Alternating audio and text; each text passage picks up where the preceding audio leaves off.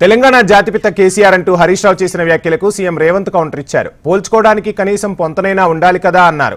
మద్యపానం నిషేధించిన జాతిపితతో మందు వాసన లేనిదే నిద్రపోని కేసీఆర్ ను పోల్చడమేంటని సీఎం రేవంత్ ప్రశ్నించారు. తెలంగాణ ప్రజల రక్తం తాగి లక్షల కోట్లు సంపాదించుకున్న కేసీఆర్ జాతిపిత ఎలా అవుతారంటూ ప్రశ్నించారు సీఎం రేవంత్. తెలంగాణ జాతిపితగా పేరు తెచ్చుకుంటే రేవంత్ రెడ్డి గారు బూతు పితగా పేరు తెచ్చుకున్నారు. బూతులు మాట్లాడింది బహుశా ఆయనకు బువ్వ లోపలికి పోదు కావచ్చు. నోరిప్పుతే బూతులే. చంద్రశేఖరరావు గారంట తెలంగాణ జాతిపిత అంట. జాతిపిత గురించి మీకు తెలుసు కదా. ఆ జాతిపితకు మందు వాసన పడుతుందా? గుజరాతుల్నే మందు పెట్టించింది, అవునా?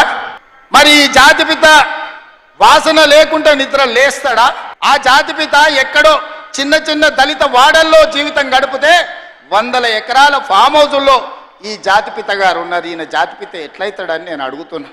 అసలు పోల్చుకోవడానికన్నా పొంతన ఉండాలి కదా. పులిని చూసి నక్క వాతలు పెట్టుకుంటే వాతలతోని నక్క పులి అయిపోతుందా? ఏ పదవి లేకుండా సర్వం త్యాగం చేసి ఈ దేశం కోసము, స్వతంత్రం కోసము, తెలంగాణ రాష్ట్రం కోసం సర్వం దారబోసిన కొండా లక్ష్మణ్ బాపూజీను ప్రొఫెసర్ జయశంకర్ తెలంగాణకు జాతిపిత అవుతాడు తప్పితే నోరు తెరిస్తే అబద్ధాలు చెప్పేటోడు, తెలంగాణ రాష్ట్రాన్ని దోసుకున్నాడు, 100 ఎకరాల ఫామ్ హౌజులు కట్టుకున్నాడు, 1,00,000 కోట్ల రూపాయలు సంపాదించుకున్నాడు. తెలంగాణ జాతిపిత ఎట్లయితాడని తాటి చెట్టులాగా పెరిగినాయని నేను అడుగుతున్నా.